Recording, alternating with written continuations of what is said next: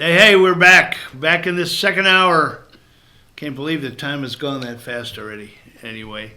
Flies when you're having a good time. Yeah, exactly. This is RFG and BAC. Good morning from the office. North Georgia's only live telecast. You can reach us on Twitter at Fetch Your News or at FYN. You can reach us on Instagram at FYNTV, at Fetch Your News. And you can also check the YouTube channel, FYNTV Fetch Your News. And we are in for BKP this morning, who is on special assignment. I don't know what that special is, but we're not going there. He's on assignment somewhere. I don't know. Maybe he's sleeping in this morning, for all I know. We promised you we would go into the weeds a little bit, but breaking news. In an effort to bring you breaking news this morning, reported 38 minutes ago, we have Greta Thunberg.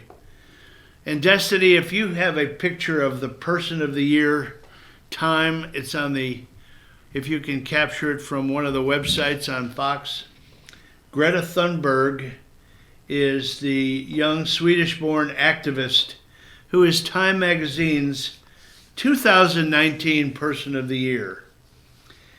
Thunberg and President Trump, who was named Person of the Year in 2016, were among the finalists. Yes, Trump was among the finalists, along with Speaker Nancy Pelosi. Oh, Women's World Cup champion Megan Rapinoe. Oh. And the anonymous whistleblower who helped ignite the impeachment inquiry. I thought the Hong Kong protesters were thrown in there too. They were sort of as a group. I can't believe that they didn't get mentioned. You're right.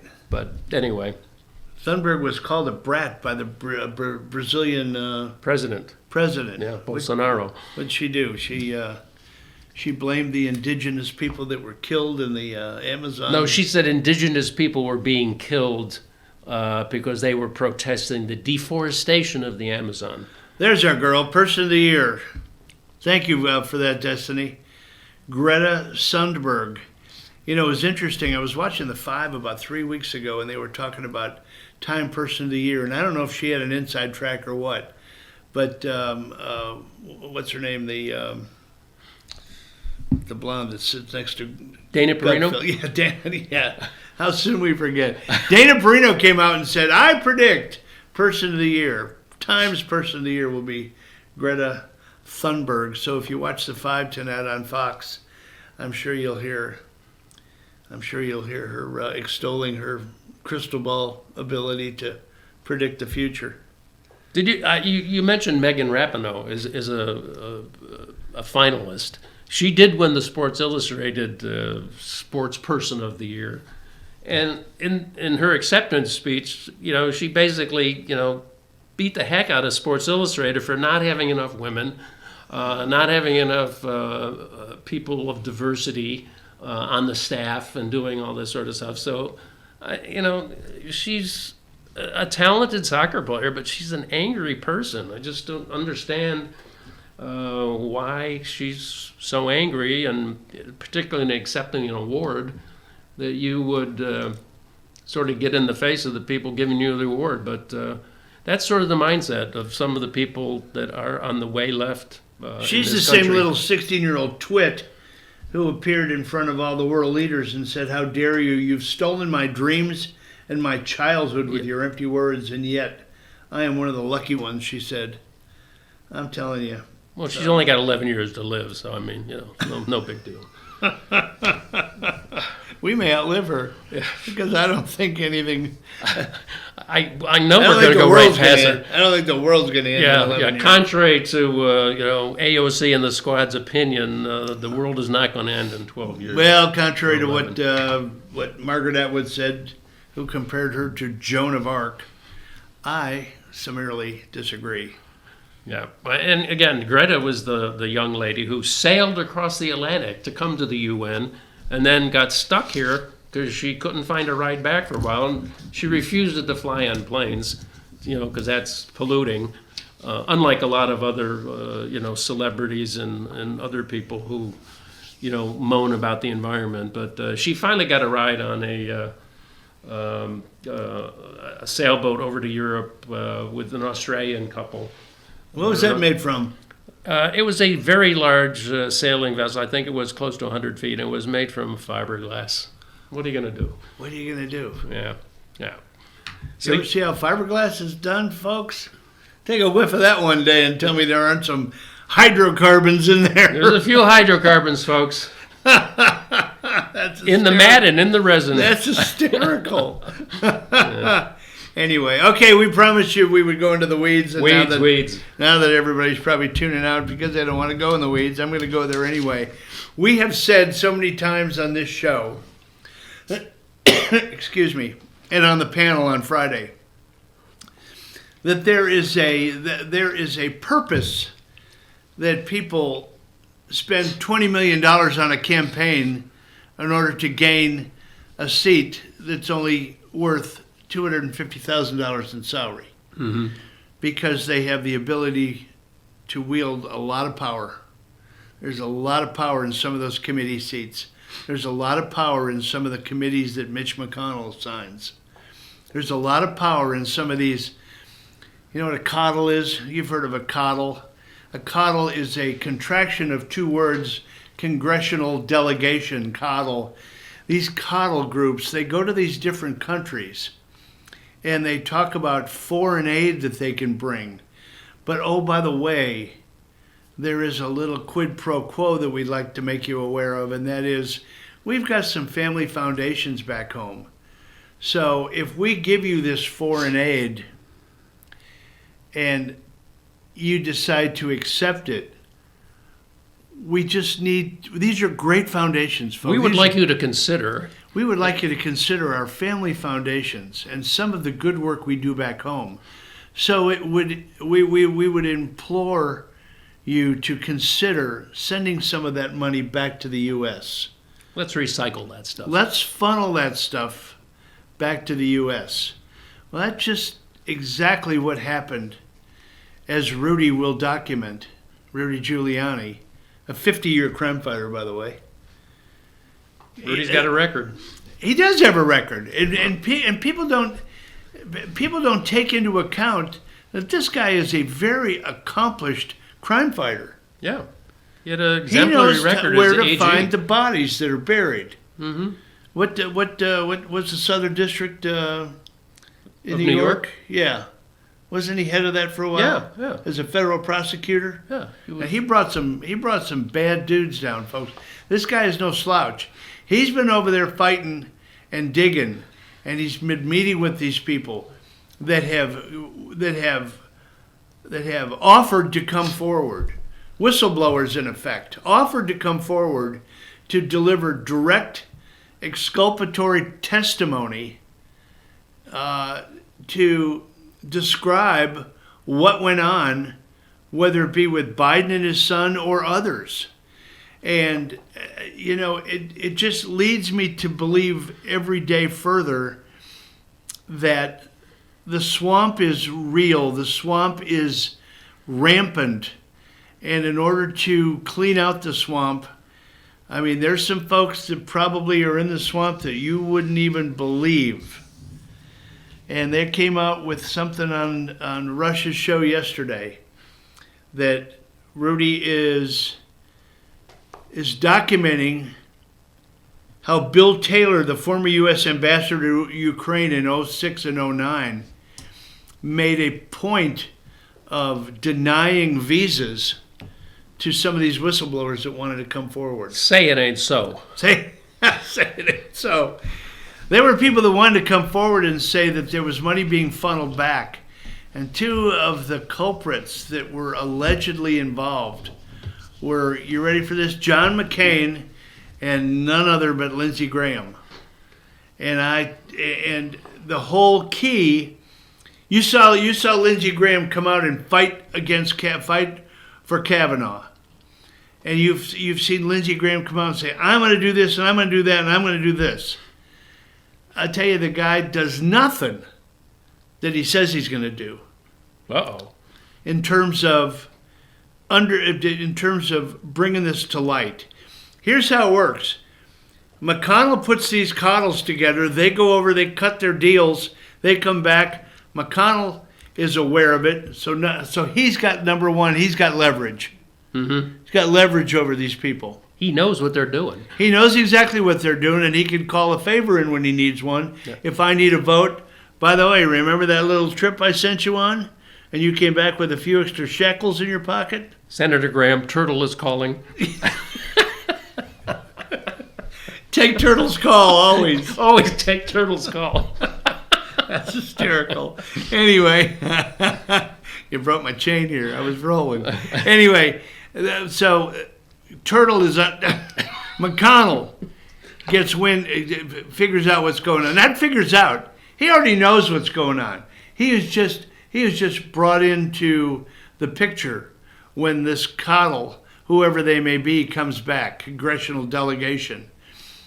They come back and they report back, this is what we've accomplished, this is what we've done, and we've done some good for the foundations. And we've also done some good by spreading this U.S. aid to a country in need, such as Ukraine. Then you've got Yovanovitch, who's in on the deal with McCain and with Lindsey Graham. And what's their first and foremost thing that they need to do? They need to protect the Bidens. Because if they let the Bidens go under the bus, guess who gets brought to light next? It's all of these splitter groups that have been working behind the scenes, doing the exact same thing that the Bidens are doing, and padding their wallet.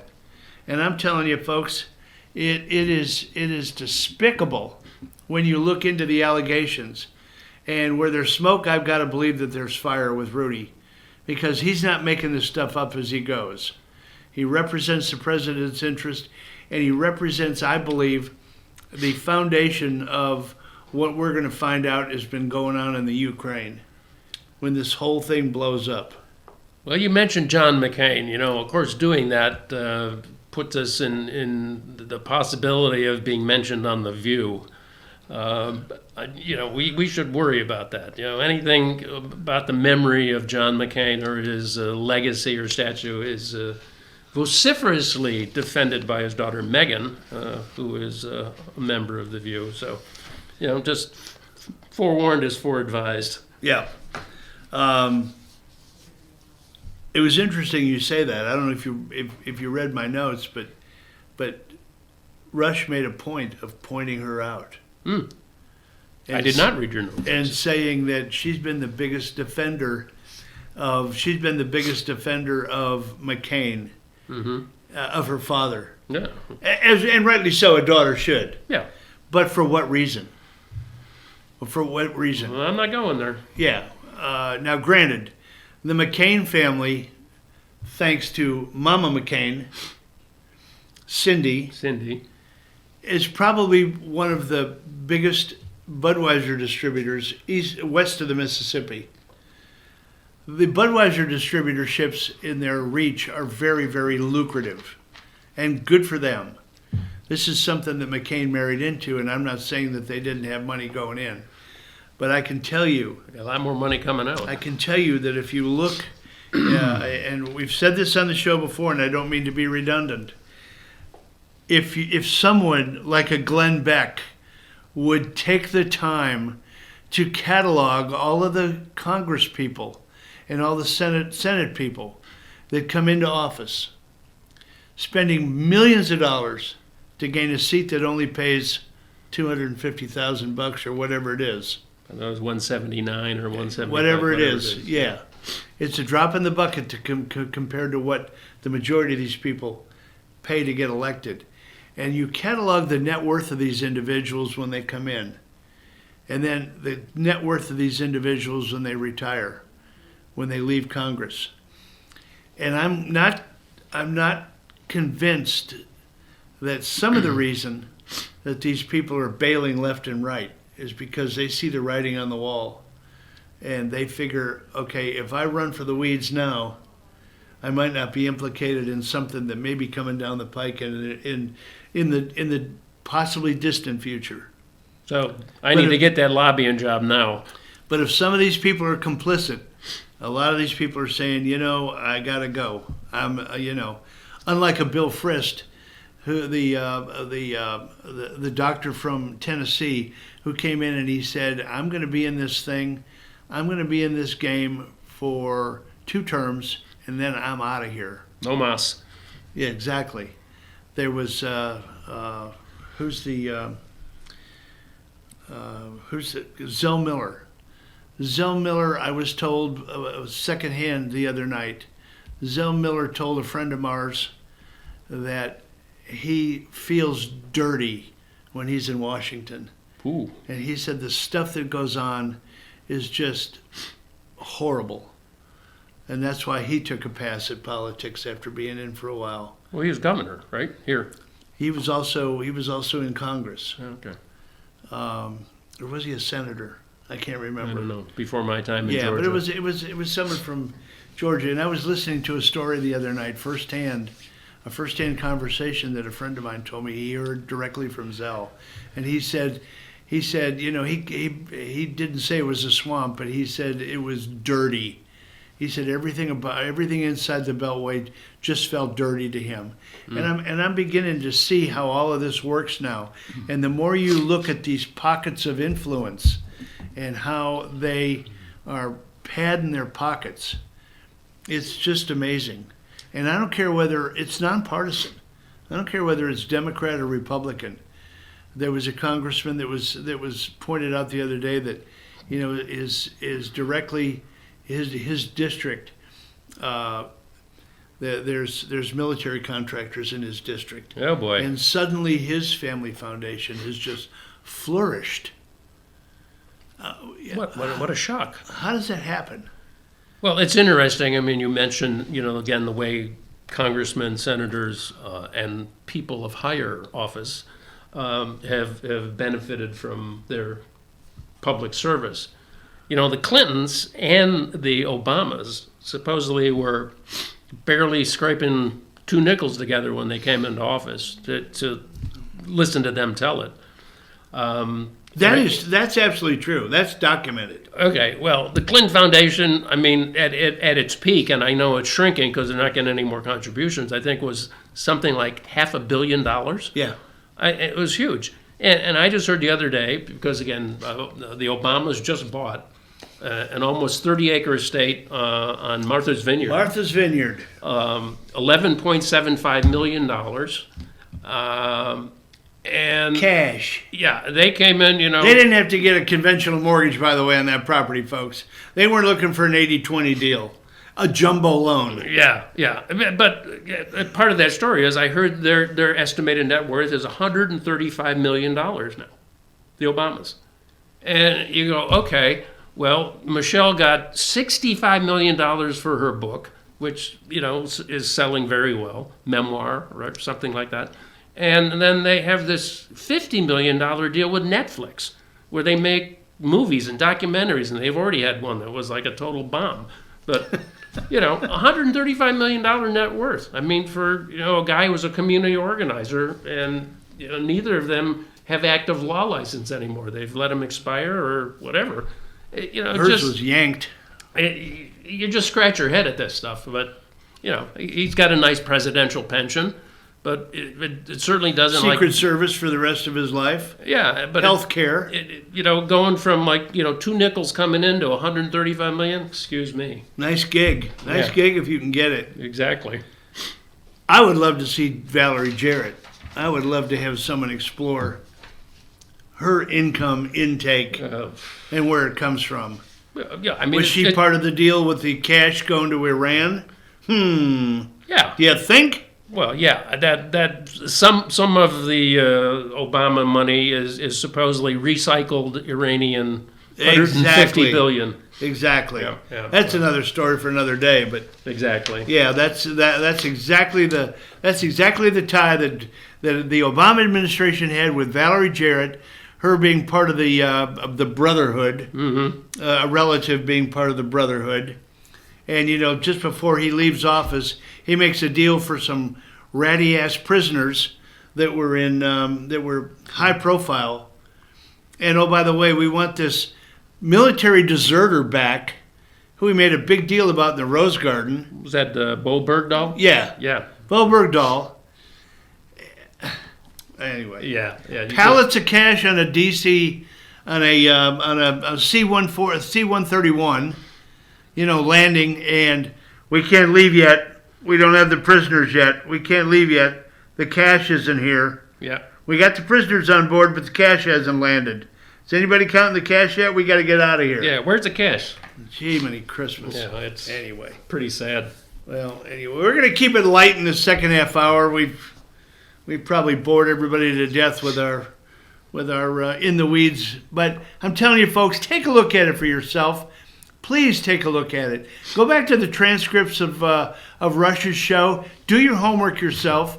Look at some of these guys, like Bill Taylor. Look at some of the ambassadors that followed him, like Yovanovitch, who sat in front of the Senate subcommittee and lied through her teeth. And that's going to come out. That's something else that Rudy's uncovered. Rudy is no slouch. He's a 50-year veteran. He's a crime fighter, and he is like a dog on a meat truck. He is not going to get off. Or chasing the meat truck. Chasing the meat truck. He is not going to quit until people come to justice. Anyway, let's keep it light in a second. Last half hour, shall we? Yeah, before we go to break, I'd just like to follow up a I'm little sorry. on Ukraine. No. Just we'll take it to break with I'll this. take a little sip here. Go ahead. This has to do with the whole Biden situation in Ukraine. Again, off in the weeds here, but the article I have here talks about the Ukrainian prosecutor, Viktor Shokin. Yep. That's who Rudy's been meeting with. Exactly. And basically, he was saying that he was told that Joe Biden was infuriated that the Ukrainian authorities seized the assets of Burisma being the gas holding company that his son Hunter had been on the board of since 2014. You mean the same company that he said, I didn't even know he was on the board till after he was asked. Yeah. So essentially, this prosecutor, Viktor Shokin, said that the former president, Petro Poroshenko, had told him to stop investigating Burisma because Joe Biden was infuriated. And he said they're withholding this money for the Ukraine, and we're not going to get the money. And Joe Biden has said this on TV that, if you don't stop this investigation of Burisma, you're not going to get the money. And 6 hours later, Viktor Shokin basically dropped the case under orders of the president, and the money was released. So, interestingly enough, he said that the Burisma owner is a fellow by the name of Zlochevsky, Mykola Zlochevsky, who coincidentally at the same time he was chairing Burisma, he was the Minister of Ecology and Natural Resources in the Ukraine. Now, that's a fun position. Anyway, according to Shokin, Zlochevsky was laundering money and had removed $23 million of money out of the Ukraine illegally at the time. While he was the minister, he approved 2 additional entities to receive permits for gas exploration, which allowed him to get profit while he was sitting as a minister, which, again, a lot of governments have rules against that sort of stuff. But, long story short, at the end of this article, he basically said that $900,000 was made to Biden's consultancy firm, Hunter Biden's, Rosemont Seneca, which was also involved later on with China. But China to the tune of $1.5 billion, folks. Yeah. But the $900,000 that was sent to Rosemont Seneca was for, quote, services rendered for lobbying by Joe Biden, unquote. We'll leave that with you to kind of sink your teeth into and think about a little bit. But services by the Vice President of the U.S. Bruce is right. It's become anaerobic. You can't breathe in the swamp anymore. You got to get some gills or you're going to die. Yep. Anyway, we went a little long on that, but that was good stuff. It was a good way to end that segment. Yeah. It's just going to show you how it's going to come out. It's going to come out one way or the other. So anyway, we're going to keep it light in the next half hour, the last half hour, where we'll talk a little sports, maybe talk a little bit of bowl matchups and see what's coming on the horizon. Get Mr. Go Tiger over here. That's Geaux, by the way. Go Tigers. That's it. So anyway, Destiny, you're doing a great job this morning as always. Would you take us to break, please? And then we'll come back after these messages from our sponsors.